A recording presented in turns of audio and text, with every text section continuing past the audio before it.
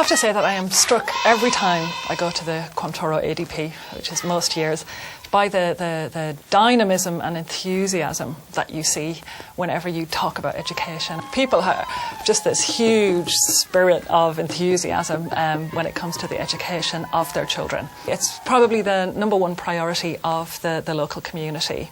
At the beginning of the programme, less than half of the children attended school. And of those who were enrolled, the attendance was actually quite poor. So a child might be signed up, but that might mean that in reality they go maybe twice a week, or they go for a month. So it was kind of very, very shaky attendance in itself.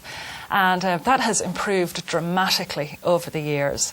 And now its enrolment rate is over 85%. So it's been a phenomenal achievement on the part of the community. So children are signing up for school, but they're also getting there every day. There are a number of factors behind the huge improvement in education in Quamtoro ADP. Firstly, at the start of the project, there were really very, very little infrastructure. Often in villages, you'd see children gathered under a tree being taught by the teacher, or sometimes the parents built a kind of a ramshackle sort of hut, just out of branches, basically, that the children would sit down in. They were so determined to get some kind of education, but there were very, very minimum facilities. You can see the classroom is made out of thatched pieces of wood and thatches. So over the years, the provision of classrooms has been a huge priority for the ADP, as it is for the local Department of Education. At the start of the programme, it was very, very difficult to get good teachers into the area because it's so far removed from the big towns. There's no electricity. They're not going to have a house with running water. It's very, very basic living.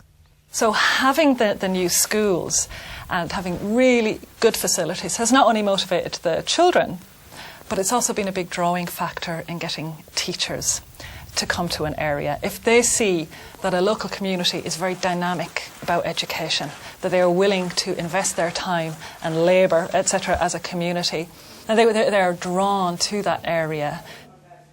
The pupil-teacher ratio has come down hugely from when the project started. At the start of the project, you could find maybe 80 children in a classroom. It's still quite high. It would be higher than it is in Ireland. You might have 40 or 50 children in a class, which is quite high, but it's a huge improvement on years ago. World Vision has a very strong focus on primary education, and we believe that every child has a right to basic education. So that's why it is a very important focus for us.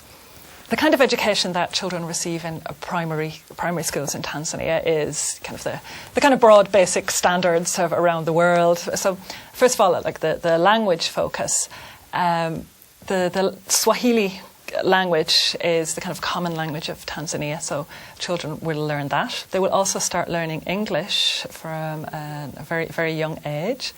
There's basic maths, history, geography and the sciences, so it's really kind of quite similar in concept to our own education system. Compared to Ireland, money goes a very, very long way in Tanzania. So with our budget for Quamtoro ADP, we can really achieve an awful lot in 1 year. For instance, if you look at the cost of construction, we can build a classroom for €5,000. You wouldn't build anything in Ireland for that. So, it's a huge kind of return on our investment.